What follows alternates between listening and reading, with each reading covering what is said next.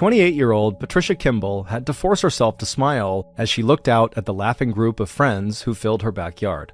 There was no question that the Saturday evening barbecue for her fellow Sunday school teachers and other members of the Elm Street Baptist Church had been a very big success. It was September 9th, 1995, and the early fall air had been warm without being hot, and the clouds passing now and then over the sun, along with the leafy trees that stood around the Kimball single-story greenhouse, offered just the right amount of evening shade. And not that long ago, this happy gathering would have represented everything that Patricia had ever wanted in life, and everything she had always loved about her small hometown of Pleasant Garden, North Carolina. There was her 26-year-old husband with his toothy smile, green eyes, and strong, sturdy build, and right next to him was Patricia's brother, Reuben, and his wife, Christy, and just off to Patricia's right, she could see her closest friends laughing and chatting as they began to gather up empty plates and leftovers and take them into the kitchen. And out of sight, but still within 30 miles of where Patricia was standing, there was the apartment complex where she worked as a manager, there was the building supply store that her husband owned, and there were the homes of her parents, her in-laws, and her cousins. But ever since Patricia's marriage 17 months earlier, the happiness that Patricia had expected to feel as she assembled these building blocks of a good life, husband, family, church, friends, and work, had slowly faded. And in its place was Patricia's growing sense that the future she had imagined when she walked down the aisle to exchange rings with the man she had loved ever since she first laid eyes on him might never materialize. Yes, she and Ted had their cozy 3-bedroom house on Brandon Station Court, and yes, they were both devout Christians who were active in their church, and yes, Patricia still hoped that she and Ted would start a family together. And yes, some of her anxieties, like the fact that the house she lived in had been robbed twice, had nothing to do with being married. Still, the break-ins had shattered the sense of security Patricia felt as she started her new life with Ted. Even though no one had been hurt, and the burglar who robbed them the second time had eventually been caught by police, now, no matter how hard Patricia tried to control her fear, she still felt her chest tighten every time she approached the house and saw an unfamiliar car in the driveway or parked out on the road. And maybe it was that feeling of always looking over her shoulder that had made every other event that had nibbled away at Patricia's dream of a safe and happy married life seem worse than it really was. But overall, it just felt to Patricia that the love and romance that brought her and Ted together 3 years ago had been totally replaced by practical daily routines. Instead of spending the weekend together camping in the mountains, she and Ted sat at the kitchen table and paid the bills, or cleaned the house, or mowed the lawn. And Patricia wouldn't have minded the feeling of settling into that kind of routine if she felt like she and Ted were still enjoying their time together. But lately, Patricia had begun to worry that after less than 2 years of marriage, she and Ted were already starting to grow apart. Maybe Ted was even having second thoughts about having married her. After all, Patricia knew that when she had first met Ted almost 5 years ago, back in 1990 at the church youth group, they had been just friends and definitely nothing more. And Patricia also knew that between 1991 and 1992, Ted had had a serious crush on Patricia's second cousin, the beautiful Janet Blakely. But by 1992, when Janet was getting ready to go off to college, Ted had suddenly seemed to notice Patricia in a different way. And it wasn't long before the slim, smart, dark-eyed woman with the knockout smile went from friend to sweetheart and then to wife, leaving Janet Blakely crying in the back of the church when the pastor had announced to the congregation that Ted and Patricia were engaged. At first, when Patricia tried to talk to Ted about their marriage, he had looked at her in surprise, then pulled her close and told her everything was good and she should stop worrying. But when Patricia brought the subject up again, Ted seemed irritated and impatient. And then, just 1 week before today's barbecue, Ted had told Patricia that he had just applied to work a 3 to 11 p.m. shift at a local textile company that manufactured all different kinds of fiber-based materials. Ted's announcement had taken Patricia completely by surprise. There was no question that the two of them had very different attitudes toward money. Patricia had always been a saver, while Ted was more of a spender.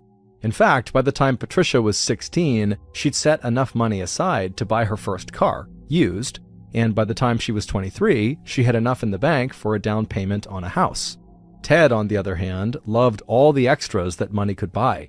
outfitting his late-model Jeep Cherokee with all the options, and now he had his eye on a new motorcycle. For Ted, money and social status were very important. He and his younger brother, Ronnie Jr., had spent the early years of their childhood living in a small mobile home in a trailer park on the edge of Pleasant Garden. And Ted's father, an alcoholic, barely made enough money to keep the family afloat. All that had changed when Ron Sr. had given up drinking and taken his wife and 2 sons off to Liberty University in Virginia. After getting his degree in pastoral leadership, Ron Sr. had returned to North Carolina and settled his family in Julian, a few miles south of Pleasant Garden, where he was hired as the pastor of the Monnet Road Baptist Church. But even though the family's financial and social status had improved after Ted's father, Ron Sr., became a pastor, Ted still always was given a lot of responsibility. That included watching out for his younger brother, Ronnie Jr. He was very socially awkward and held back in school by a learning disability. Ronnie Jr. was just not nearly as quick and confident as his older brother was. Still, both boys had always worked hard. Ronnie mostly did odd jobs around the neighborhood until he joined the military and enlisted in the Marine Corps. Ted became such a good employee at the local home building store that when the business owner, Gary Lyle, retired, he sold Lyle's building supply at a very good price to Ted. But even though Patricia understood the reasons why her husband was ambitious and why he enjoyed owning luxuries his family had never been able to afford when he was young, there was just no way that Ted needed to get a second job, especially one that would leave Patricia, who was already spooked by the break-ins, alone at the house that late into the evening. As Patricia turned away from the backyard and stepped into the kitchen to help put away the leftover food, she tried not to think about another possible reason why her husband, the owner of his own successful business, might be looking for additional part-time production line work that paid under $6.50 an hour, so much less than he made at Lyle's Supply. The sound of clattering dishes suddenly brought Patricia's attention back to the present, and pulling on her apron, she gave herself a mental shake. What she really needed to do was stop all this worrying and trust in God's plan for her life. Besides, in another few weeks, she and Ted would be going on a marriage enrichment retreat, and Patricia was sure that once they had a chance to sit down and really talk to each other, they would both find new ways to connect with one another, and she could put all of her jitters and suspicions to rest. Still, Patricia felt a jolt when she finally heard the question that one of the women in the kitchen was repeating for the second time. It was one of Patricia's fellow Sunday school teachers, and she was asking Patricia if it was true that Ted was working at Precision Fabrics out in neighboring Greensboro. Summoning up one more smile, Patricia told her friend that yes, Ted would be starting there in 9 days, on Monday, September 18th. And then, bending over the dishwasher to hide her face, Patricia did her best to sound happy when she added, "And yeah, I think he's really looking forward to it." 1 month after the barbecue for members of the Elm Street Baptist Church, on Monday, October 9th, 1995, Patricia pulled into the parking lot at Cinnamon Ridge Apartments a few minutes before 8 a.m. Before heading into the office where she worked as the property manager, Patricia thought about the telephone call she had made 3 days earlier on Friday night. Patricia and Ted were both very close to Ted's former boss, Gary Lyle, who had basically passed Lyle's Supply Store on to Ted right after Ted and Patricia got married. But when Gary wasn't there, it was Gary's wife, Rose, that Patricia had talked to on the phone. Patricia had thought for a long time before making that phone call, but considering all that had happened in the last several weeks, Patricia had known that she had to confide in someone, even if what Patricia had to say sounded completely unbelievable. Now, sitting in her car and looking out at the clear sky of what was sure to be a beautiful fall day in North Carolina, Patricia put her hands together at her chest, lowered her head, and said a short prayer, hoping that the prediction she had made to Rose 3 days earlier would never come true. By 3:30 p.m., Patricia was ready to leave the office for the day and head home to 2401 Brandon Station Court and cut the grass. Patricia was glad that the day had been quiet and trouble-free at Cinnamon Ridge. 3 months earlier, in July, Patricia had had to evict one of the tenants at the apartment complex. The confrontation had been ugly, and the tenant had made threats against Patricia's life. As Patricia stood up at her desk and pulled on her light jacket, she said goodbye to her coworkers, and a few minutes later she'd hopped into her car and was making the 13-mile drive south to Pleasant Garden. All in all, it had been a good day. Patricia had used her lunch break to run an errand in Greensboro and to make a surprise stop at Lyle's Supply with a bag of hamburgers and french fries that she'd picked up at a local fast food restaurant for Ted's lunch. The two of them had avoided talking about money or about the fact that Ted wouldn't be home that evening until after his shift at Precision Fabrics, which ended at 11 p.m., Instead, they talked about what Ted's younger brother, Ronnie Jr., had planned for his short leave home from the Marine base where he was stationed at Camp Lejeune, 3 hours to the southeast in Jacksonville, North Carolina. Like most people who knew the Kimball brothers, Patricia had always been struck by the obvious favoritism that their parents had always shown for Ted. That had always made her feel a little protective of her awkward but straight-arrow brother-in-law, and glad he had met and married his fresh-faced and cheerful wife, Kimberly. Patricia had also reminded Ted that after she mowed the grass that afternoon, she'd be going to a Bible study group that was meeting at 7 p.m. at the church. But at about 4 o'clock, as soon as Patricia caught sight of her house on Brandon Station Court, she knew right away that she'd be changing her afternoon plans. And when she pulled into the driveway of the one-story green home with the American flag next to the door, she smiled, pulling her car over to the far left so she could squeeze in next to the vehicle already parked in her driveway. It didn't matter that Patricia was now parked halfway on top of the grass she intended to cut, because as she turned off the engine and hopped out of the car and headed to the front door, she knew she was not going to be mowing the lawn. At least not yet, because Patricia Kimball had company. A little over 4.5 hours later, the first Pleasant Garden fire engine, lights flashing and volunteer firefighters in full protective gear clinging to the outside grips, came screeching around the bend of Brandon Station Court.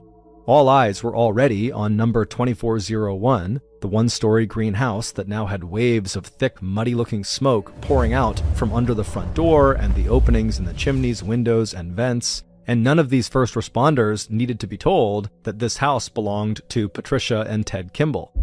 Because the dispatcher at the fire department, who had taken the 911 call at 8:46 p.m. that evening reporting a house fire at 2401, had been Patricia's godfather. The emergency call was also personal for the lead firefighter, who had hopped down from the jump seat on the fire engine even before the truck had come to a full stop. 24-year-old Alan Fields had gone to high school with Ted Kimball, and he knew Patricia's family, the Blakeleys, even better. According to dispatch, Patricia's brother, Reuben, had gotten a call at about 8 p.m. from Ted at Precision Fabrics, asking Reuben to go check on Patricia, who had not been answering Ted's telephone calls.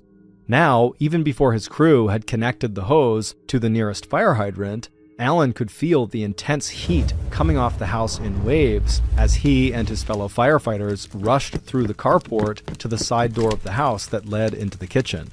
But nothing in Alan's 6 years with the fire department had prepared him for the blast of superheated air and smoke that smothered him and his crew as soon as they had pushed through that door. And less than a minute later, unable to see and unable to breathe, Alan frantically motioned his crew backward. As they stumbled back out of the house and pulled off their masks to drink in huge gulps of fresh air, somewhere above and around them, the firefighters could hear the crackle and snap of nearby leaves and tree branches sucking in the heat from the house below.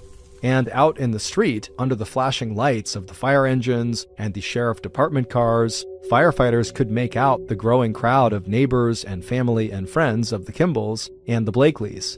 Even as Alan called for high-powered fans to clear the smoke from the interior of the house, every firefighter there was already thinking about the sight of Patricia Kimball's car parked over the edge of the driveway, wondering if she was inside, still alive, waiting for them.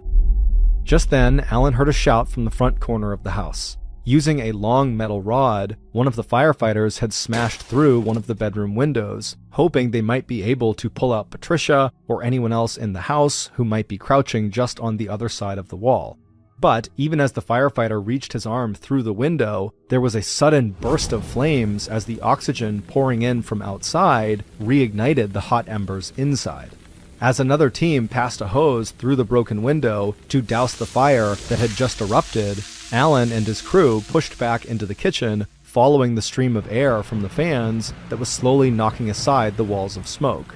As the pressurized stream from the hose began hitting the walls and floor and ceiling, the air in the kitchen, then the living room, and then the hallway was filled with the sound of sizzling water. Working in the lead, Allen could just barely make out in the darkness the long strips of paint that had blistered and peeled off the walls, and the burned and smoking insulation and crumbling sheetrock scattered around their heavy boots, when suddenly, the floor just seemed to disappear right from under Allen's feet. One second he was standing, and the next, he felt himself falling and rolling into a small space under the hallway, a 4-foot deep hole that had burned through the floorboards. But before Allen could even process what had just happened, he was suddenly aware of something firm but yielding underneath him. As Allen put out one gloved hand to steady himself, he suddenly knew with terrible certainty that they had just found 28-year-old Patricia Kimball.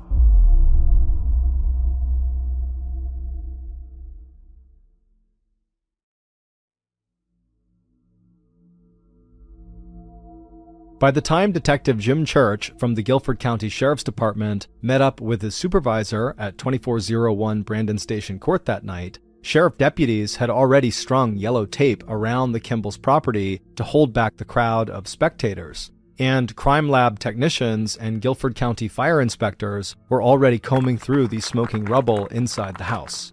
But within minutes, a simple walkthrough of the damaged building, lit by portable floodlights, told Detective Church and Sergeant Detective David DeBerry a lot of what those techs and inspectors would later confirm. The most important and obvious piece of that information was that the fire that had killed Patricia Kimball had not been an accident. Sitting right in the middle of the kitchen was an empty gasoline can, and Detective Church, who was also a volunteer firefighter, pointed out the obvious burn pattern caused by an accelerant like gasoline that led from the kitchen over the back of a couch in the living room and then down the hallway to where Patricia's body had been discovered. The detectives and fire inspector would also agree that whoever had set the fire had probably hoped it would burn long and hot enough to destroy the entire house. Instead, the fire had probably only burned intensely for maybe a few minutes, not hours, leaving the bedrooms in the house practically untouched by actual flames. And those bedrooms, especially the Kimball's master bedroom, told their own part of the story. As investigators stood in the doorway and took in the sight of the emptied-out dresser drawers, overturned nightstand, and the mattress pulled off the bed, they both came to the same conclusion. Before setting the fire, the arsonist had tried to make it look like the house had been robbed. Except the arsonist had not done a very convincing job, leaving behind items like an expensive camera that were of obvious value. There had also been no sign of forced entry into the house. The pry marks that deputies had discovered on the side door into the house were marks that had been left from the robbery that had taken place earlier in that same year. While investigators would go on to spend hours tracking down the robbery gone wrong angle, their initial take on this crime was that the robbery had been staged to cover up the death of Patricia Kimball, and not that Patricia had been killed when she walked into her house and surprised a burglar.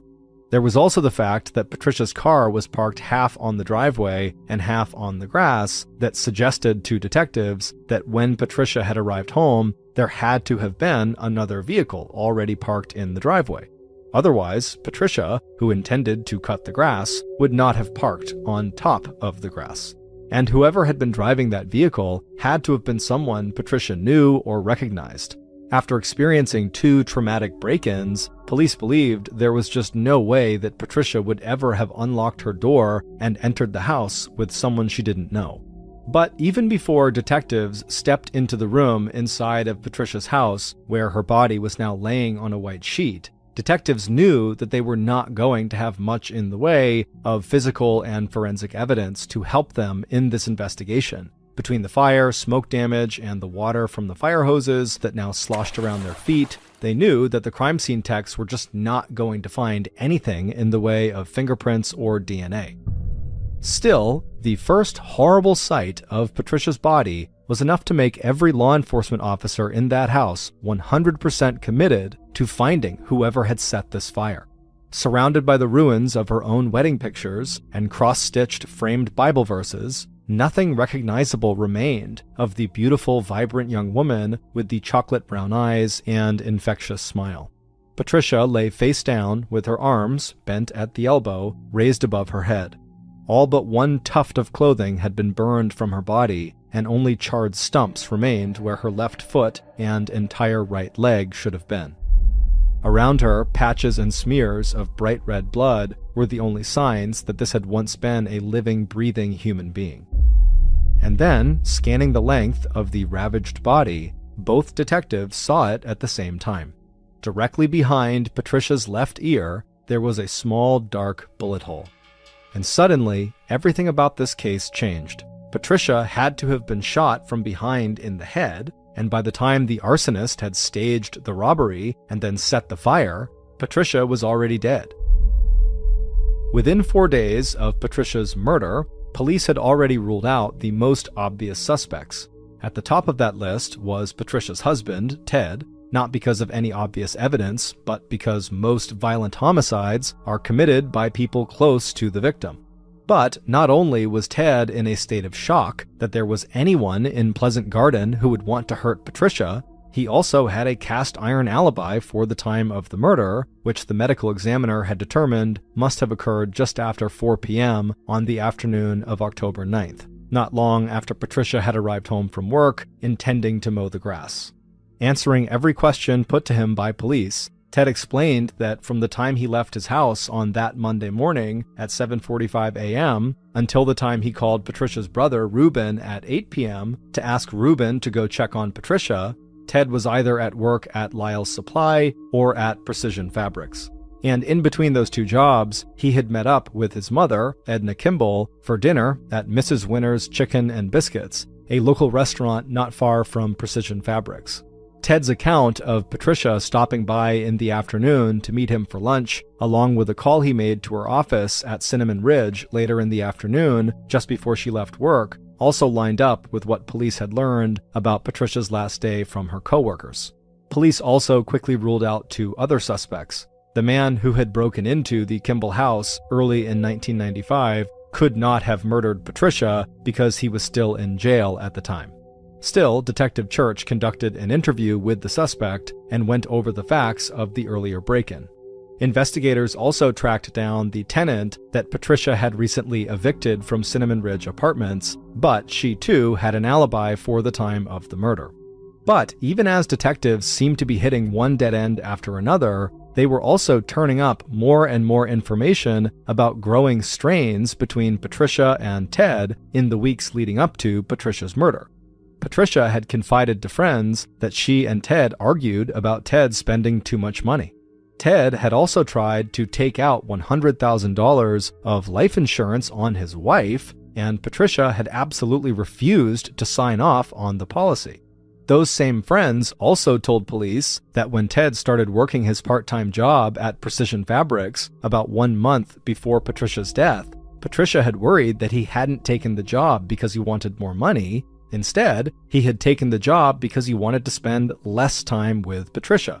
And despite the fact that Ted had an alibi and that he never collected on that life insurance policy, police continued to treat Ted as a suspect, circling back again and again to ask him more questions about his relationship with his wife and looking for inconsistencies in the story Ted had told police about his activities on the day of Patricia's murder. It wasn't until Ted hired a lawyer and later posted a $10,000 reward for information leading to the arrest and conviction of Patricia's murderer that investigators were forced to leave Ted Kimball alone and admit that the homicide investigation into Patricia's death had started going cold. But for Detective Jim Church, this was a case he just could not let go of.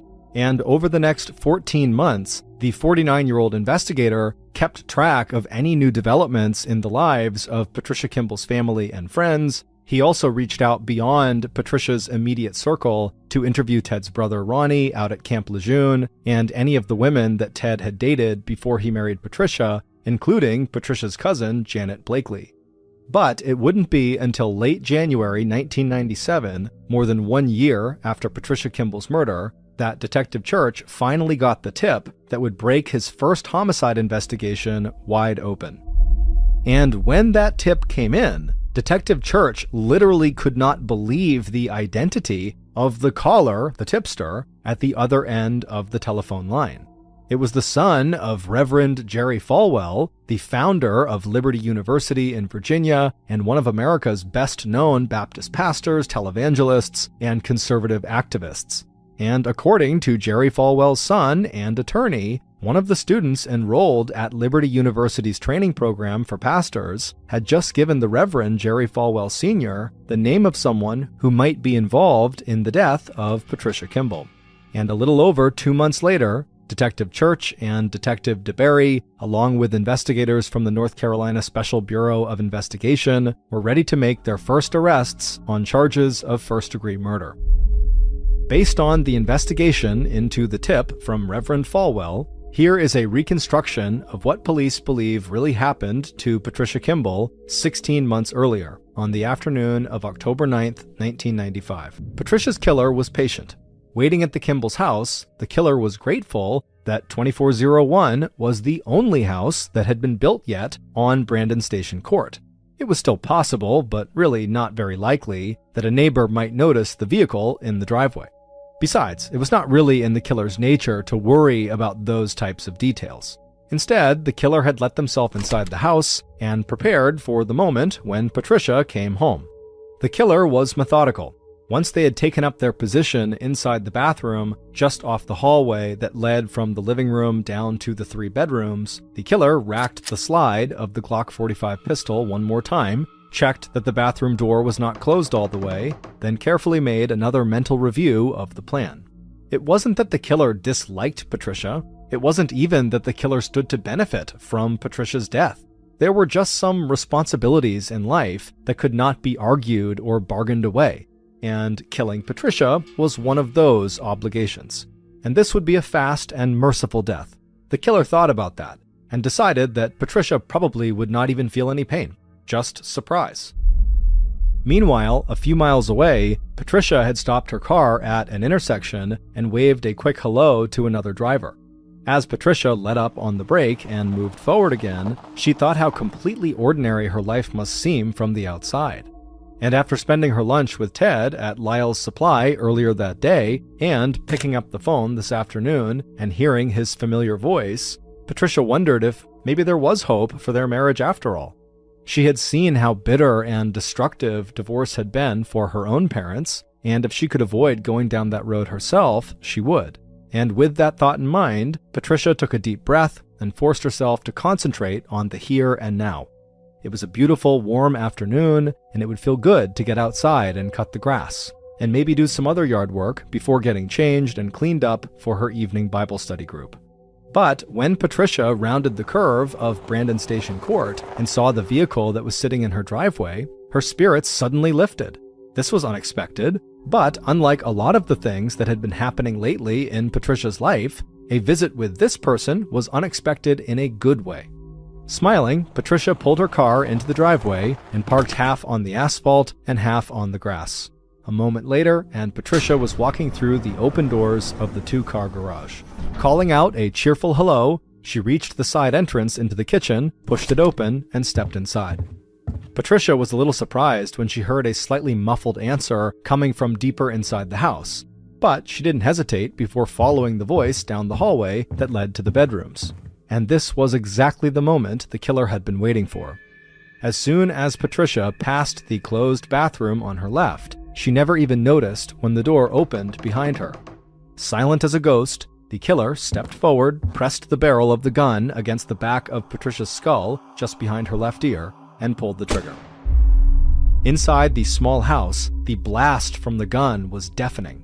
But even as Patricia's body fell forward onto the hallway floor, arms raised over her head, the killer was already on the move. Picking up the can of gas they had hidden in the bathroom, the killer started in the kitchen and poured a stream of gasoline that led through the living room, over the living room sofa, and down the hallway to Patricia's dead body. Standing over Patricia, the killer poured until Patricia's body was soaked and dripping. Satisfied, the killer headed for the master bedroom. Once there, the killer pulled out the dresser drawers, tossed out the clothes, knocked over the nightstand, and pulled the mattress off the bed.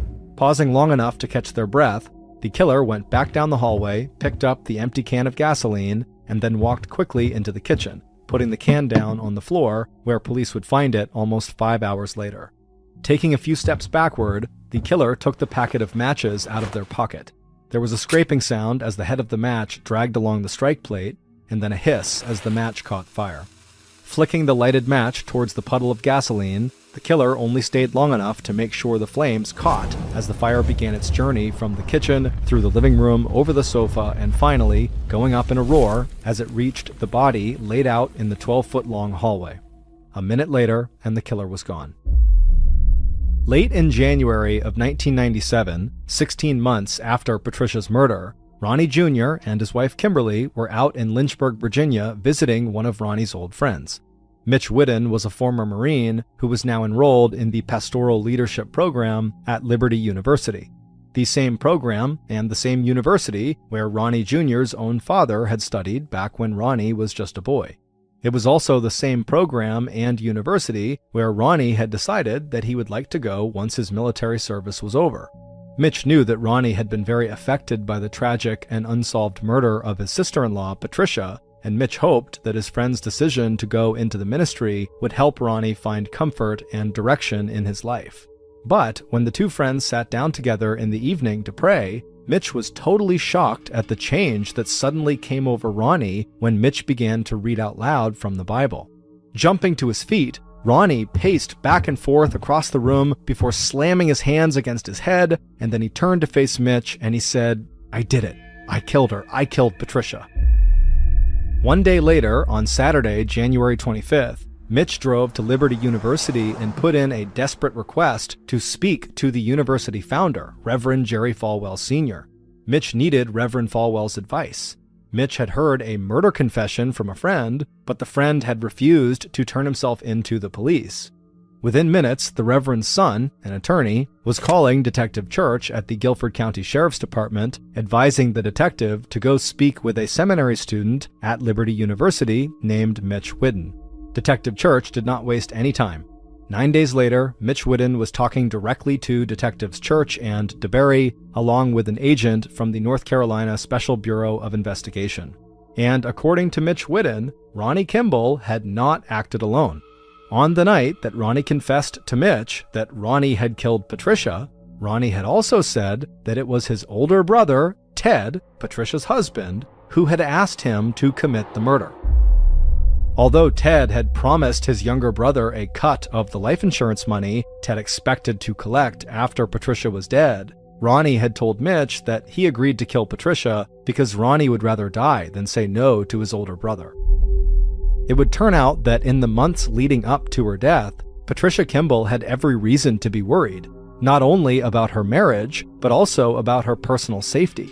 Patricia had been upset when Ted pressured her to sign off on a life insurance policy that would have paid Ted $100,000 in the event of Patricia's death and $200,000 in the event that Patricia died an accidental death, like, for example, if she was burned to death in a tragic house fire. What Patricia did not know until just days before her death was that after Patricia had refused to sign off on that insurance policy, Ted had forged her name on the policy and submitted it to the insurance company. What Ted apparently did not know when he forged Patricia's signature and when he asked his brother Ronnie to kill Patricia was that the insurance company needed more than just Patricia's signature to issue the policy. They also needed Patricia to take a series of blood tests as well as a physical examination in order to approve the paperwork. And when the insurance company agent and the doctor's office called to schedule those tests, saying they had Patricia's signature on the policy, Patricia had become hysterical, said no to the tests, and slammed down the phone. It was on Friday, October 6th, 1995, 3 days before her murder, and right after Patricia had found out about the forgery, that she called Gary and Rose Lyle and told Rose that if anything ever happened to her, Patricia, police should investigate her husband, Ted. What Patricia had never suspected was that Ted, who had always seemed to wield a lot of power and influence over his younger brother Ronnie, would somehow persuade or pressure Ronnie to actually harm or kill Patricia. And apparently, Patricia was murdered before the insurance company had time to contact Ted and tell him that the company could not issue the insurance policy he had requested for his wife Patricia, and upon her death, Ted would not be collecting on the forged policy. Right from the start of the investigation, Detectives Church and DeBerry suspected that Ted had to be involved, and they had even begun to suspect that Ronnie Jr. may have conspired with Ted to kill Patricia. But without a confession, and without any hard physical evidence that linked either brother to the crime, the investigation had ground to a halt. However, in the months before Ronnie's confession to his friend Mitch Whidden, Detective Church continued to collect information that suggested to police that Ted's motive for getting married in the first place was money. Gary Lyle, Ted's employer at Lyle's Building Supply, had made it clear that he was more likely to sell his business to Ted if Ted were married and settled down. And Patricia's cousin, Janet Blakely, was one of at least 2 women who had all turned down Ted's marriage proposals. Janet's tears when she learned about Patricia's engagement to Ted had less to do with envy and more to do with concern for Patricia, who was wearing the engagement ring that Ted had offered to Janet just 1 month earlier. Police even speculated that Ted's decision to get part-time work at Precision Fabrics was just to make sure that he would have an alibi when he arranged for Patricia's murder. It would also turn out that Ted had a history of running insurance scams. He overreported the number of items that had been stolen from the Kimball house in those 2 earlier robberies, and he also inflated the claims related to the fire damage on the house. Ted would also be charged with stealing construction supplies from local businesses and from a local church that he would later sell at Lyle's Supply. On March 31st, 1997, more than 17 months after the brutal murder of Patricia Kimball, police arrested Ted and Ronnie Kimball on charges of first-degree murder, arson, and conspiracy to commit murder. In September of 1998, almost 3 years after killing his sister-in-law, Ronnie Jr. was found guilty and sentenced to life in prison without parole. 3 months later, and 1 month before Ted was scheduled to go on trial, a search of Ted's prison cell revealed detailed escape plans, along with Ted's plans to hire someone to kill 5 witnesses who were scheduled to testify against him. Included on that hit list were Gary Lyle, the man who gave Ted his start in business, and Gary's wife Rose, Patricia's telephone confidant. 2 months after police discovered Ted's hit list, Ted Kimball avoided a jury trial by pleading guilty to a lesser charge of second-degree murder along with arson and conspiracy. In January of 1999, a little over 3 years after Patricia's murder, Ted Kimball was sentenced to 107 years in prison.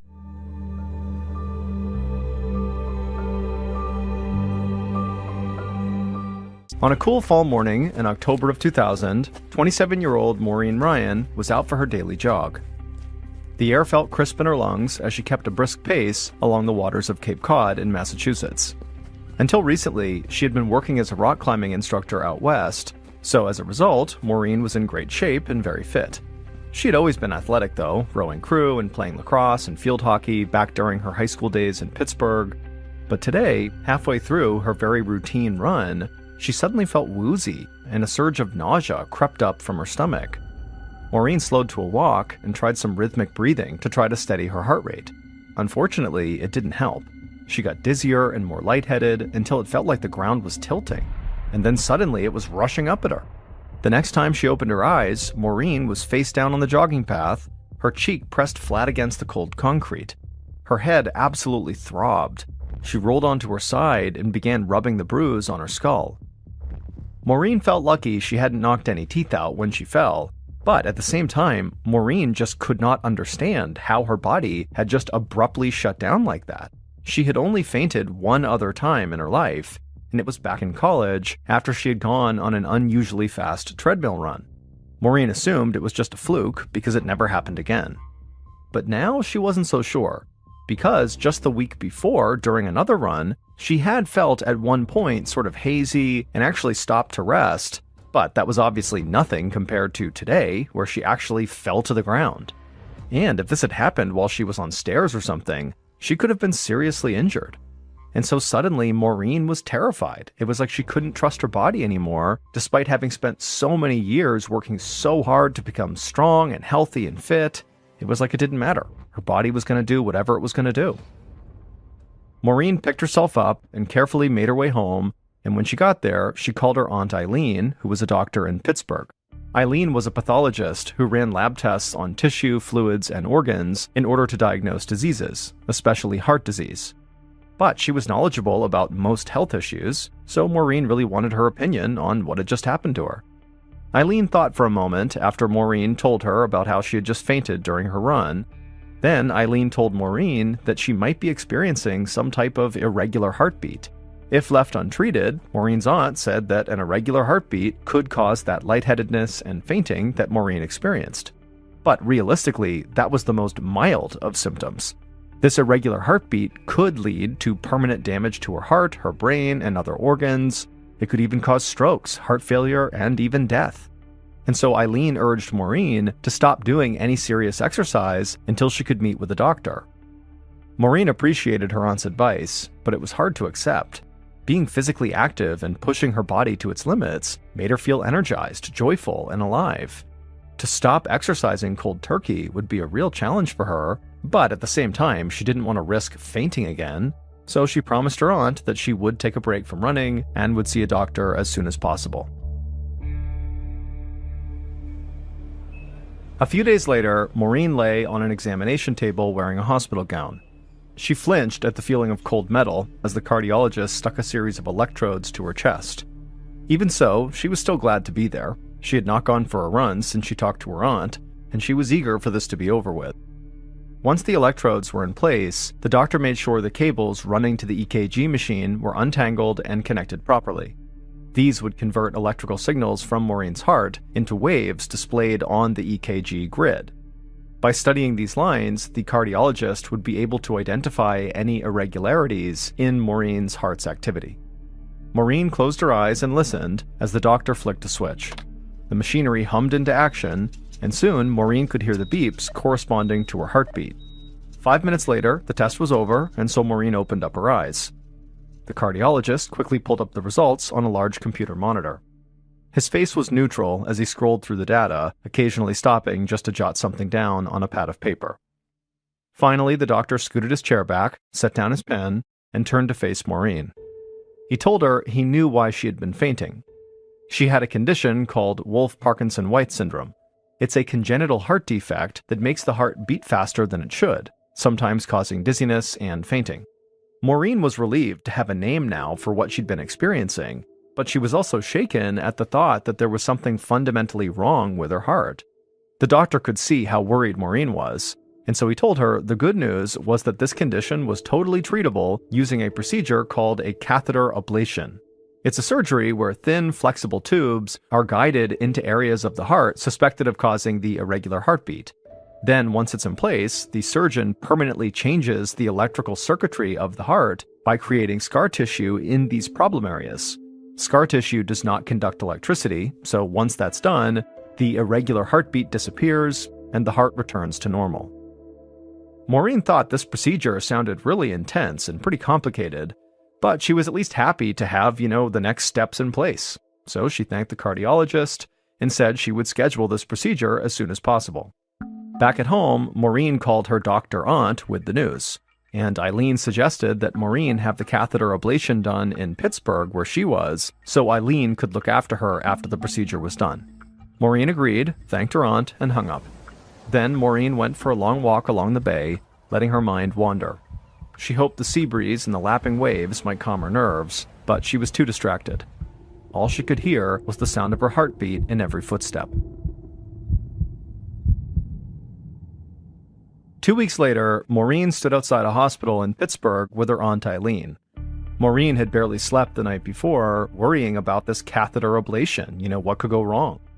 But eventually, they went inside the hospital, and they went up to the receptionist desk, and they signed in. Once Maureen's name was called, she hugged her aunt goodbye, and she followed a nurse down the hall to get prepped for the operation. As Maureen settled onto a gurney, the nurse explained that the procedure would take about 3 to 6 hours, but Maureen would be sedated the entire time and wouldn't feel a thing and would just kind of wake up when it was done.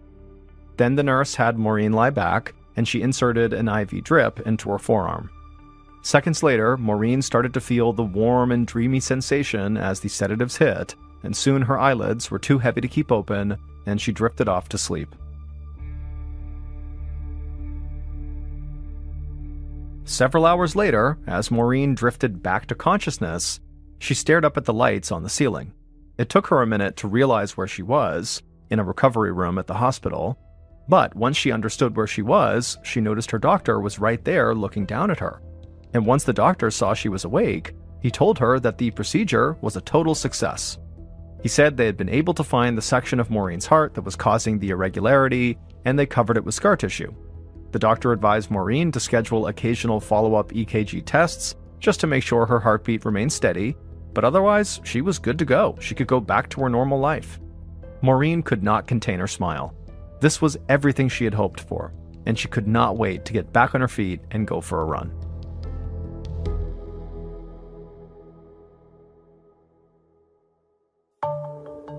Two decades later, in October of 2022, Maureen sat on her bed shivering and dripping wet, holding a phone to her ear and wishing her Aunt Eileen was with her again. She had just made it back to her Seattle houseboat after fainting during that run in Lake Union Park. One moment she was jogging along happily, the next she was unconscious on the ground in the pouring rain, staring at a bunch of rabbits. It felt like her past heart issues were coming back to haunt her. But Maureen just couldn't understand how that would have happened. The catheter ablation operation she did back in 2000 was supposed to have fixed everything. And she had been exercising and living her life normally for years now without any major problems. But now here she was again, 2 decades later, nauseous and dizzy and passing out on the ground. After waiting a while on hold, Maureen was finally connected to a doctor who was inside of her healthcare plan. She told him about fainting in the park and summarized her fairly extensive medical history. The doctor told her to come in the next day for an EKG and also some blood tests. After she hung up, Maureen just sat there staring at the rain landing on the water. She thought she was done dealing with her body's mysteries, but clearly something else was wrong. The next morning, Maureen woke up early, still feeling rattled. She filled a thermos with coffee, put on a raincoat, and headed to her appointment. Once at the hospital, Maureen explained to the cardiologist how her career as a conservation biologist kept her extremely physically active. Even outside of her work, exercise was her favorite activity. In addition to jogging, Maureen skied, she swam, and went mountain biking. Occasionally, she would still experience a bit of dizziness or nausea, but it passed quickly. And every doctor she'd seen in the 22 years since her catheter ablation always told Maureen the same thing. Her vital signs were right where they should be. The cardiologist nodded and took some notes. Then he had Maureen lie back and arranged a series of electrodes on her chest for another EKG. Maureen took a deep breath, closed her eyes, and focused on the soothing hum of the machine as it measured her heartbeat. After a few minutes, the cardiologist pushed back his chair from the computer and came to Maureen's side and helped her sit up. Maureen braced herself for bad news from this test, but the cardiologist only shrugged, shook his head, and told Maureen that her results were normal. Nothing looked out of the ordinary. Maureen felt lost and frustrated. She knew the test had to be wrong because she was positive something wasn't right in her body. Last night in the park, she genuinely thought she was going to die. So how could this EKG test show nothing? It made no sense. The cardiologist told Maureen to call if she experienced the symptoms again, but until then, there really wasn't anything he or the hospital could do. Maureen thanked the doctor and appreciated what he was doing, but she knew now it was up to her to do some research of her own. Back at her houseboat, Maureen sat on the deck with a cup of coffee, a stack of books, and a printed copy of her test results. She had stopped by the library on the way home to check out a few books on heart conditions. Maureen's career as a conservation biologist had trained her to identify patterns in complex data, so studying EKG results did not seem overwhelming to her. The chart showed the electrical energy of her heartbeat on a graph.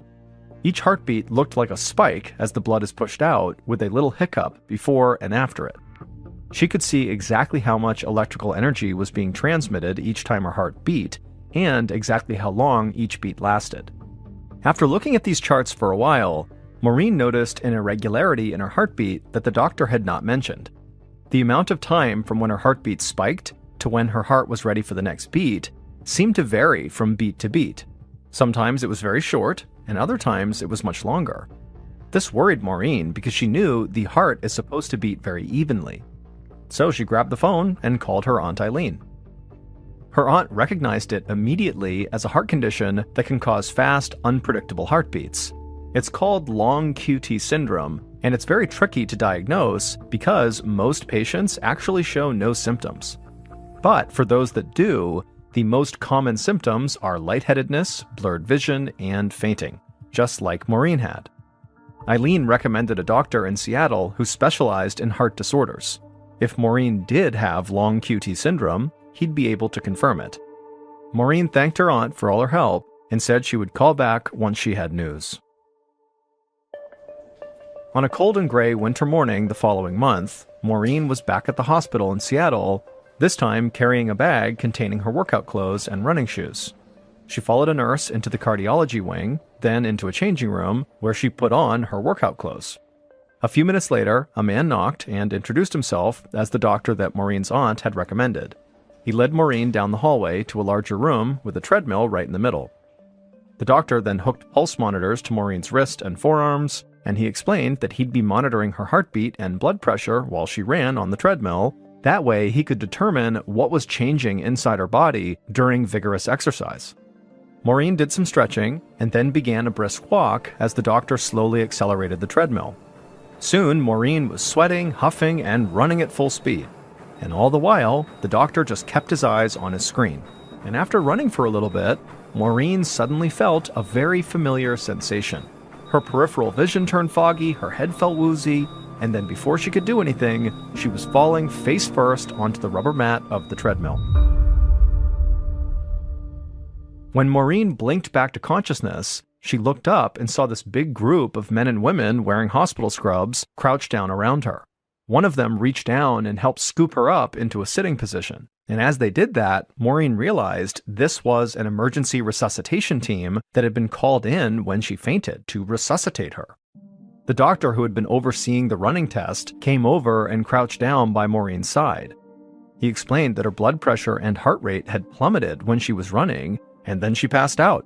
It happened too fast for anyone to catch her. But the doctor told her that this test had actually been really useful because the results showed her issue wasn't a problem with her heart. It was more likely a complicated fainting condition sometimes seen in athletes. For Maureen, intense exercise was short-circuiting the nerve endings that regulated her heartbeat. This caused her blood pressure to drop, which in turn slowed the flow of blood to her brain. This is what made her feel lightheaded and dizzy to the point of fainting. Maureen, who was still sitting on the treadmill, was dazed by the diagnosis. Every doctor she had seen for the past 20 years had told her there was something wrong with her heart, that was the issue. But now it sounded like the problem was actually in her brain. Maureen asked the doctor, what do I do? How do I keep myself from fainting? The doctor smiled and told Maureen she was actually in luck. To get around the nerve issues and stabilize her blood pressure, all she would need to do was consume 1.5 teaspoons of ordinary table salt every day. Now, that's more salt than most people consume on a daily basis, but it was just enough above the normal amount that it would raise her blood pressure to the point where she would not faint the next time she did strenuous exercise. This sounded almost too easy to Maureen, but at the same time, she was grateful that she had a cure. She got to her feet, thanked everyone, and then went to go buy some salt. But a month later, on a cloudy, rainy Seattle afternoon, Maureen, who was very frustrated, stepped out onto the deck of her houseboat and dumped her salt into the water. She was totally done with this cure. Daily doses of salt had done nothing. For weeks, Maureen had been dissolving salt in a tall glass of warm water and forcing herself to drink it. At first, she held out hope that she might eventually start to see some changes, but she never did. Consuming all this salt had only made her bloated and anxious. It did nothing for her heart. Even on light jogs, Maureen's chest would feel tight, her stomach would turn queasy, and she'd be out of breath like she was about to faint. So whatever was wrong with her heart was definitely still wrong, and the salt was doing nothing to fix it. Frustrated, Maureen again called her Aunt Eileen for advice for what felt like the millionth time. This time, Eileen recommended that Maureen reach out to a very specific physician named Dr. Samir Saba, who specialized in a very special kind of MRI scan that identifies diseases and defects in the heart. Despite the diagnosis Maureen had received, Eileen still thought there really could be issues with her heart. And so this special MRI test, which gives very detailed pictures of the heart, might actually finally answer what was going on with Maureen. Now, Maureen was skeptical that anybody could figure out her mysterious condition after so many other doctors had tried and failed, but she had nowhere else to turn, and so Maureen asked her aunt to go ahead and book her one of these special MRI scans with Dr. Saba, and while she did that, Maureen would buy a flight to Pittsburgh. A week later, Maureen sat nervously in the front passenger seat as her Aunt Eileen drove to the University of Pittsburgh Medical Center. Maureen watched out the window as a soft drizzle fell across the city, the same damp gray weather she was used to back in Seattle. She looked forward to being back on her cozy houseboat, but before she could go home, she still had this one last test she had to take. Maureen shuddered at the sight of yet another hospital as they got out and began walking towards the building. Once they went inside, Maureen followed a nurse through several sets of double doors into a white-walled, brightly lit MRI room. The nurse helped Maureen get undressed while she explained the procedure. A magnetic resonance image, or MRI, can create 3D images of the organs and tissues inside of a person's body. These detailed images allow doctors to find heart damage without needing to perform surgery on the patient. Maureen climbed up onto the stark white table and laid down flat. She heard a machine whir, then the table, with her on it, slid inside a narrow tube. At first, it felt claustrophobic, but Maureen shut her eyes and just pictured herself going for a run, and it put her at ease. Maureen lay there, listening to the sounds of the imaging machine, and then after about an hour, the noises stopped, and she, on her gurney, was slid back out from the tube. Maureen sat up, feeling strangely relaxed. Dr. Saba was there waiting for her, and he told her it would take a couple of weeks to get the results back, but he would call her as soon as he could. 2 weeks later, Maureen was back on her houseboat in Seattle, Washington, when her phone rang. The caller ID said University of Pittsburgh Medical Center. Bracing herself for more frustrations or worse, Maureen answered and heard Dr. Saba's voice on the line. He told her he had some absolutely wild news. The issue with Maureen's heart was something that none of her previous doctors had thought of. Not only that, but it was something Maureen had lived with her entire life. The problem with Maureen's heart had nothing to do with its beat or nerve endings or scar tissue or any of the other things doctors had talked about for all these years. Instead, Maureen's heart was the wrong shape. The major artery carrying the blood from Maureen's heart to her body was literally in the wrong place, and so her unusual anatomy was causing Maureen's blackouts, not all the other rare conditions that doctors had thought previously. Maureen's right coronary artery was squished underneath another large blood vessel so that it was slightly constricted. When Maureen went about her normal activities, there wasn't any issues. But when Maureen exercised, her heart had to beat faster and pump more and more blood to keep up. But since her artery was in the wrong place and compressed, eventually it couldn't hold enough blood to meet the needs of the heart. This caused Maureen to faint. And no doctor would ever think to suspect this as the cause, because less than 1% of the entire population has a structural defect like this one. But the dangers of this rare condition are extremely real. Dr. Saba told Maureen that her collapse in the park was more likely a heart attack, and if it had lasted much longer, she would have died. Maureen was speechless. Across 20-plus years of seeing doctors throughout the country, no one had ever mentioned even the existence of a condition like this. She'd been living with a misshapen heart since she was born, and without Dr. Saba, it's very possible she would have never found out and likely died from it. Later that summer, Maureen underwent a 3-hour-long open-heart surgery at the University of Washington Medical Center in Seattle, in which surgeons successfully moved her right coronary artery, the one that was in the wrong spot, over to its proper location. Maureen still has lingering chest tightness and fatigue, but the operation allowed her to go back to her physically active life without fear.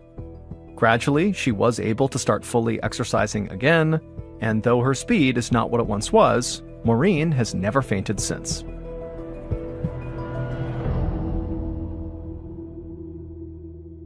On August 23, 1995, 31-year-old Donna Winger stepped out of the air-conditioned baggage claim exit of the St. Louis airport to look for the van that would take her back to her home in Springfield, Illinois. Next to Donna was a cart carrying all of her luggage. Slung over her forearm was the carrying handle of a child's car seat, and sleeping inside of it was Donna's 3-month-old daughter, Bailey. The 88-degree afternoon was warm, even for August, but not nearly as hot as it had just been in Florida, where Donna and Bailey had just spent the last few days visiting with Donna's dad, mom, stepdad, and 2 sisters. Now tanned and rested from her vacation, Donna couldn't wait to get home to tell her husband Mark about the trip. Feeling very tired, Donna suddenly felt totally relieved that her mother and stepfather had hired a private driver to take her and her daughter the rest of the way home. It was about a 2-hour drive from the airport to her single-story house just outside of the city, and with a private driver, she and her daughter could just sleep the whole time. A minute later, a 27-year-old, lanky, dark-haired man stepped out of a waiting van parked in the limo area and waved at Donna, holding up a handwritten sign that had her name on it. As Donna started to gather her bags, the driver smiled at her and hurried over to give her a hand. A few moments later, he had opened the hatch of the van and stowed the luggage in the trunk, while Donna carefully strapped Bailey and her car seat into the back seat of the van, and then she too climbed inside and buckled up as well.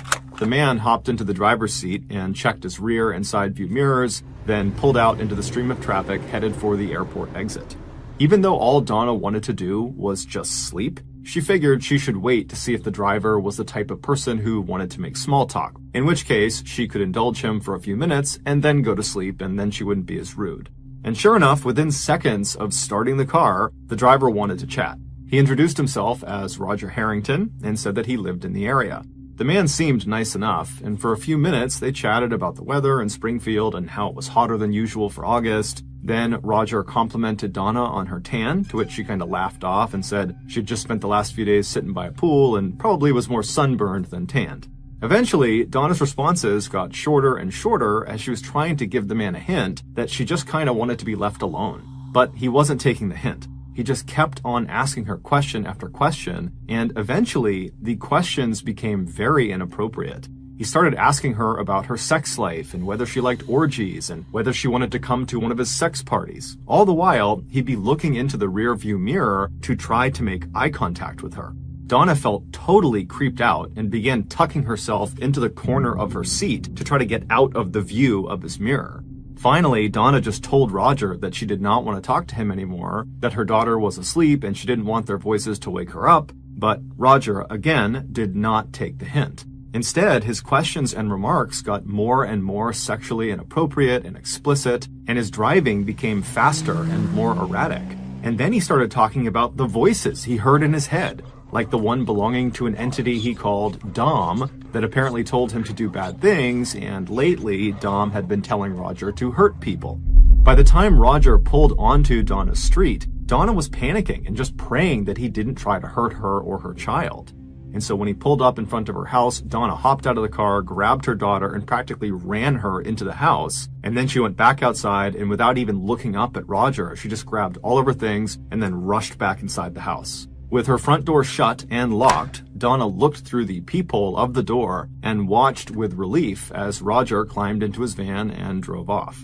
At this point, Donna's husband, Mark, who was an average-sized guy with glasses and dark hair that had begun to thin, he had come into the room. He had been downstairs in their basement using their treadmill. And he was about to ask how the Florida trip went, but he could tell right away that his wife was very upset about something, and so he asked her, what's going on? It would take her a minute to compose herself, but Donna began explaining her car ride and how awful it had been and how she really had been in fear for her life. Mark listened attentively while he held their daughter Bailey, and even though he was calm and reassuring on the outside, Inside, he was furious. How dare this man put his wife and daughter in danger?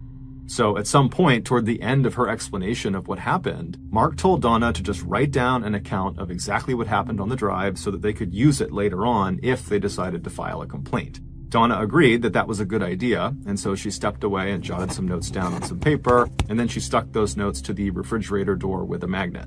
Then, after that, even though both of them were still upset about the whole driver thing, they shifted their focus to their daughter, who was now rolling around on the ground, smiling and cooing. And before long, the couple was down there with her, laughing and goofing around. By the next morning, things in the Winger household seemed to be back to normal. Mark, a nuclear engineer for the state, was getting ready to go to work. Donna was still on maternity leave, so she and Bailey sat in the kitchen with Mark while he ate his breakfast. Married for 6 years, the only source of tension in the Winger household had been Donna's heartbreak years ago when she found out that she could not have children of her own. But the couple got over it, and Mark and Donna filled their lives with family and friends. They were as openly affectionate with each other as they had been when they first got married in 1986. They were very active in their synagogue and were part of its tightly knit Jewish community. The pair complemented each other beautifully. Mark was soft-spoken but had a great sense of humor, and Donna was outgoing with a smile that could light up the room. Everybody loved them. And in June of that year, just 3 months before Donna's trip to Florida, the couple got some amazing news. A teenage mother in the hospital where Donna worked as an operating room medical technician had just had a baby and wanted to place the infant for adoption. Donna and Mark immediately filed the paperwork, and a few days later, on a bright, warm day right outside of their house with family and neighbors looking on, Bailey was delivered into Donna's arms by a man from the adoption agency. Life was perfect. As Mark kissed Donna and Bailey goodbye that morning, Donna's awful encounter with Roger, the driver, had already faded from their memories. But that evening, she and her husband would be forced to talk about him again. That night, when Mark, Donna, and Bailey sat down for dinner, their phone rang. Mark got up to answer it, but when he picked up the receiver, all he heard was silence, and then a few seconds later, he heard a click as the caller hung up. Mark shrugged, hung up the phone himself, and then sat back down with his family, and then just a few minutes later, the phone rang again. Annoyed, Mark got up, answered it, and again, he heard silence, followed by a click. When Mark sat back down the second time, he felt totally unsettled. He couldn't help but think that the person who was calling them had to be Roger. The man had access to their home phone number because it was on their reservation paperwork that they knew he had, and Roger clearly had some serious issues and had shown a very unhealthy interest in Donna. And so as he was thinking about this as a potential possibility, Donna said to Mark, "I bet that was Roger." Even though the phone did not ring again that night, the Wingers remained on edge and triple-checked their locks that night before they went to bed. And then the next morning, when Mark got up, he immediately called Roger's employer, Bootheel Area Rapid Transportation Company, or BART for short, and he filed a formal complaint about how inappropriate Roger had been during the car ride with his wife and his daughter. Mark also told the company that he believed Roger was behind the 2 anonymous hang-up calls he received the night before. The company said they would look into it, and sure enough, later that day, they called Mark back to apologize for Roger's behavior during the car ride, and they told Mark that, as a result, they had given Roger a 6-month suspension. Mark thanked them and felt like justice had been done. He figured if Roger had been behind those hang-up calls too, that perhaps now he would stop, because he would know that Mark and Donna were prepared to take action against him. But the calls didn't stop. For the next several days, the phone in the Winger household rang constantly, and each time there was just silence and then a click. Finally, on the morning of August 29th, so 6 days after Donna and Bailey had returned from Florida, Mark had had enough. He pulled out the paperwork Donna had been given by Roger when she first got in the car with him, and on it was Roger's phone number. Mark dialed the number, and when Roger said hello, Mark very angrily said, "If you don't stop harassing my family with these phone calls, we are going to call the police." And then before Roger could answer, Mark just hung up on him. Confronting Roger directly had been cathartic for Mark. However, deep down, he knew his threat was unlikely to change Roger's behavior. Roger was obviously mentally unwell, and on top of that, he was likely very angry at the Wingers because their complaint had just gotten him suspended. And so these calls, which the police could do almost nothing about, were most likely Roger's way of getting some payback. But Mark figured, all he can do now is just wait and see what happens next.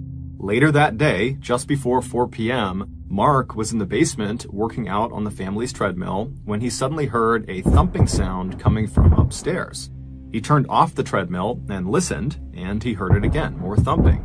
And so he climbed off the treadmill and quickly walked over to the stairs and went up to the main floor. And when he got up there, he didn't see anything unusual on the floor, so he just walked straight to the master bedroom where Donna and Bailey had last been. But when he looked in the bedroom, Mark was immediately concerned. Bailey was in the middle of the bed, and Donna was not in the room. Donna would never just leave Bailey alone in a place where she could potentially get hurt, like by falling off of the bed. And so Mark knew something was up, and those thumping sounds could not be good. But before he could make sense of what was going on, Mark heard more thumping coming from somewhere on the other side of the house. Mark had a terrible feeling, so he rushed over to Bailey and he put big pillows all around her to keep her from rolling off of the bed. And then he rushed to his bedside table and he pulled out of one of the drawers a pistol that he kept there for protection. Then Mark slowly crept out of the bedroom with the gun at the ready. He shut the bedroom door behind him, and then he turned right and started walking down the hallway toward the dining room, which is where he believed the thumping sounds were coming from. And so as he walked, his heart rate began to spike. He had no idea what was making these sounds or what he was going to see when he reached the end of this hallway. And so finally, he gets to the end of the hallway, but he's still in the hallway, so he can't see what's in the dining room. And so he has his gun at the ready and he takes a deep breath, and then in one fluid motion, he steps into the dining room and turns right and gets a full view of the room to see what's going on in there. And what he sees is beyond horrible. His wife, Donna, is on her knees in the middle of the dining room, and standing behind her is a man Mark has never seen before. And the man is holding a hammer, and he's raising it above his head, and then he brings it down and he smashes it into the back of Donna's skull. There was blood all over the walls. Mark started screaming, and then Donna, she turned and looked at her husband, and then Mark had to watch as this guy raised the hammer again and hit her as hard as he could across the base of her skull, sending her crumpling onto the ground. Mark reflexively raised his gun, pointed it at his wife's attacker, and he fired 2 shots, both hitting the man in the head. The man dropped the hammer, and then he fell backward onto the floor and was motionless. And so, shaking violently from adrenaline and shock, Mark ran to his wife, who's face down in a growing pool of blood, and he put his gun down on the side, and then he grabbed his wife and tried to roll her over to try to help her. But as he did, he heard the sound of this attacker starting to move around, and so without enough time to grab his gun, Mark just turned around and grabbed the hammer that was on the ground between him and this man, and he wound up and he smashed the attacker as hard as he could right in the center of his chest. And when he did, the attacker groaned and went silent. Then Mark chucked the hammer out of reach of the attacker, and he turned his attention back to his wife, who was now unresponsive. In an absolute panic, Mark ran for the phone and he called 911. When the police and paramedics arrived, they rushed inside the house and they found Mark crouched over his wife, who was barely conscious, and he's sobbing over her, and her attacker was only a few feet away. He was lying on his back, and amazingly, he was still alive. He was groaning, even though his head had been destroyed from those 2 gunshot wounds. The police very quickly took 3 pictures in rapid succession of the positioning of Donna and her attacker's bodies, where they were on the ground. Basically, they needed a snapshot of exactly what the crime scene looked like as soon as they arrived. And then the police pulled Mark aside to talk to him, while the medics rushed inside and put Donna and her attacker on stretchers, and then they loaded them into an ambulance that was waiting outside, and they rushed them to the hospital. Right before the ambulance left, one of the police detectives, Charlie Cox, he pulled a wallet out of the back pocket of the attacker. And inside the wallet, Detective Cox found a driver's license, and it belonged to 27-year-old Roger Harrington.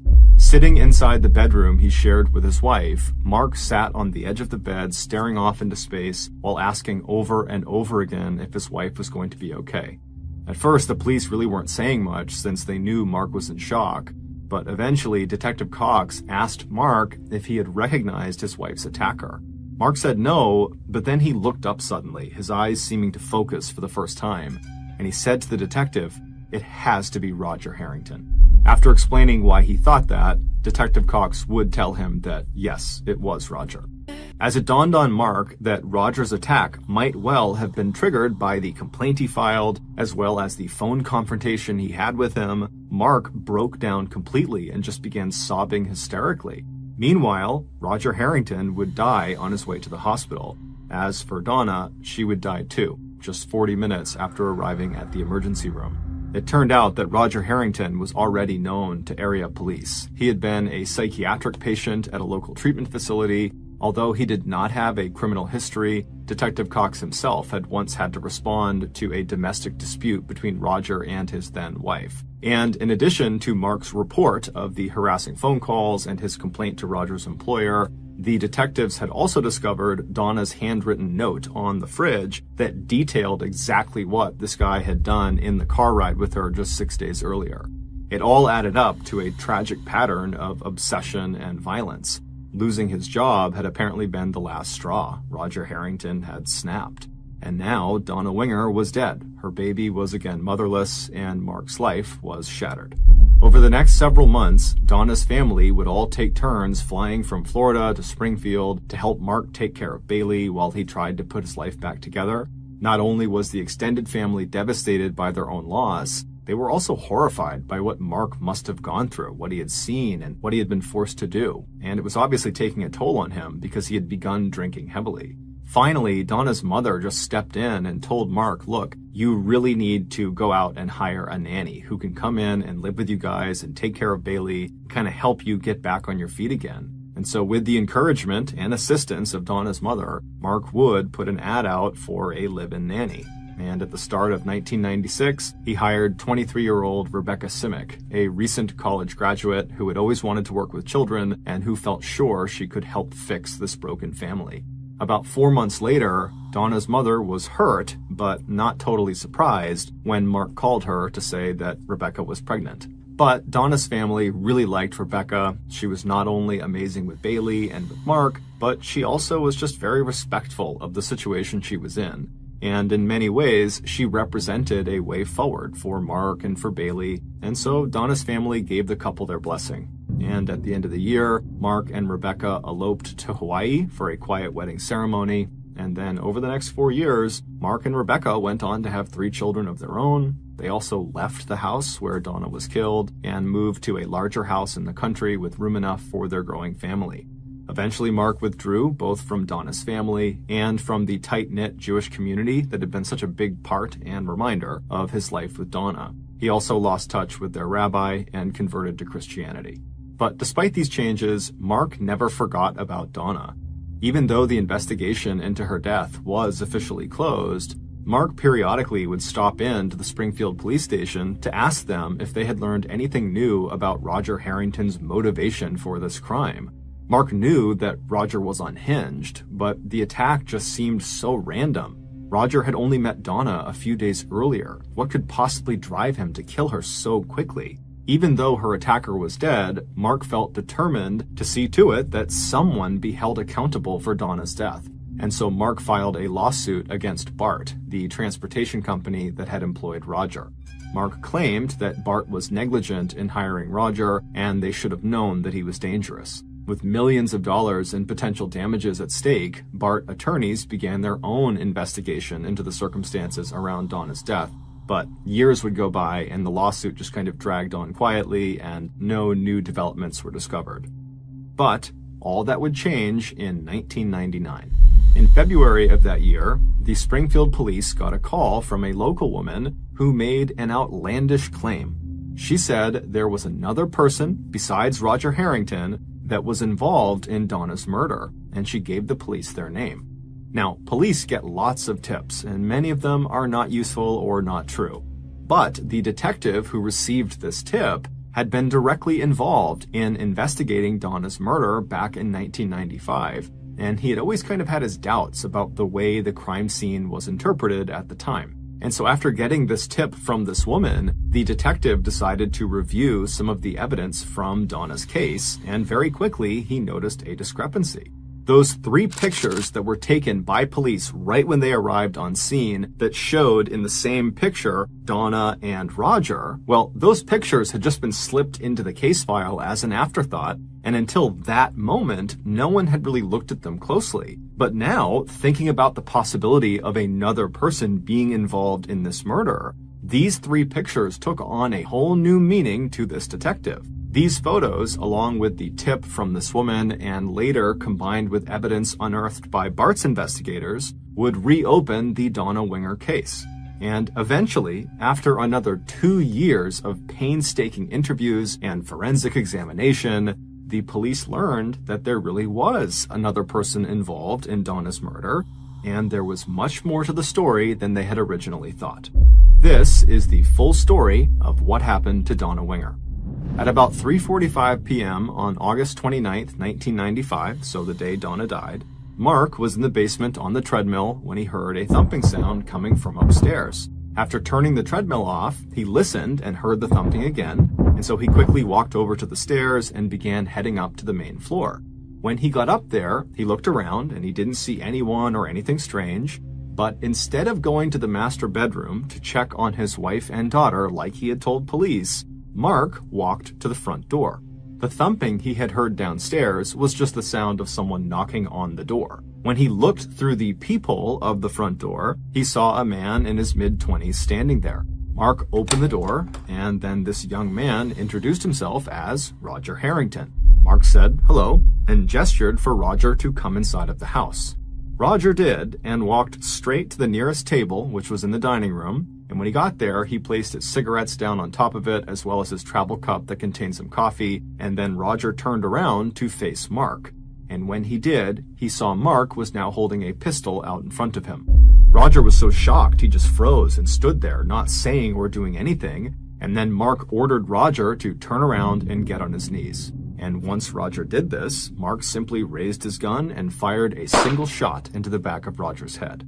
Hearing the gunshot, Donna, who was in the master bedroom with their daughter Bailey, she came running out to see what was going on, and when she got to the dining room where Roger was on the ground in this pool of blood, she saw him and had no idea what to make of it, and just started crying and shaking and looking around wildly, wondering what was happening, and as she stood there, her husband, Mark, snuck up behind her with a hammer in his hand. His first blow struck her on the left side of her head. She never saw it coming. And then as she stumbled, she turned and tried to put her arms up over her head to protect herself, but it wasn't enough. Mark bludgeoned her skull over and over and over again while she screamed at him to stop. Eventually, after the 7th blow to her head, Donna crumpled onto the ground next to Roger. Once he was sure his wife was down for good, Mark picked up the phone and placed a hysterical call to 911. In the background, barely audible, you can hear a groan. It was Roger.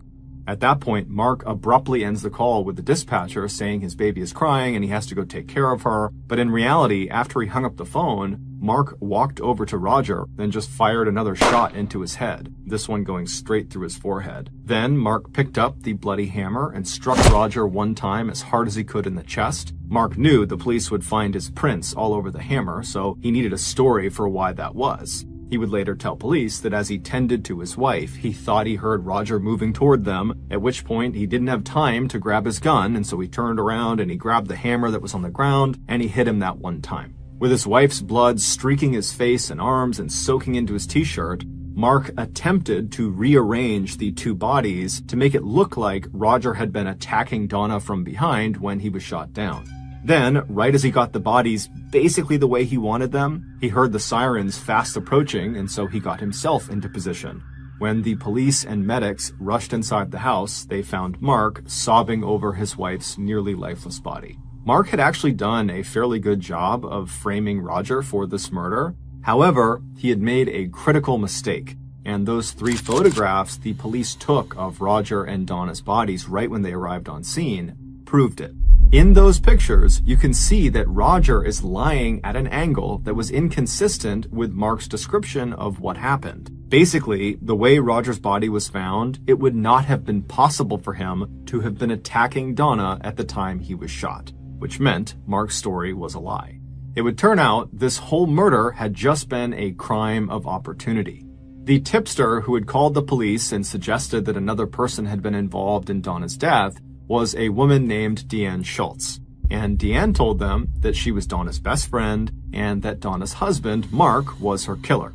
Deanne said she knew this because she had actually had an affair with Mark shortly before Donna's death.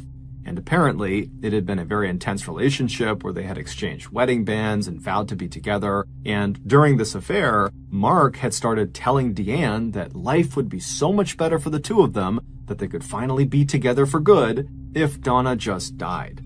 Deanne did not think he was serious and so never thought much of it. But it would turn out Mark was very serious. He just needed to figure out a way to kill his wife without getting caught. And so when Donna came home from Florida and talked about how inappropriate her driver Roger had been and how he had seemed totally crazy and dangerous, Mark realized he had found the perfect fall guy. He started framing Roger by complaining about him to his company and getting him suspended. And then as for those anonymous hang-up calls, the only person who ever answered the phone for them was Mark. And so most likely he fabricated those. Deanne said Mark believed if he could just find a way to get Roger to come inside of his house when Donna was home, Mark could pull this murder off. Investigators tracked down phone records that showed that Mark Winger had called Roger Harrington on the morning of Donna's death, August 29th. Roger's family corroborated that Roger had received a call from Mark that day, and that Mark had apparently asked Roger to come over to his house so they could resolve the complaint Mark had placed against him. And since Roger desperately needed his job back, he happily agreed to go, not realizing that Mark was luring him to his death. Deanne claimed that at the time, despite how specifically Mark was talking about this frame job, she still was not taking him seriously, which is why she didn't go to police about this. But after Donna's murder, Deanne knew Mark had done it. However, Mark had told her that she could never go to police because she knew too much, and if he went down, she would too.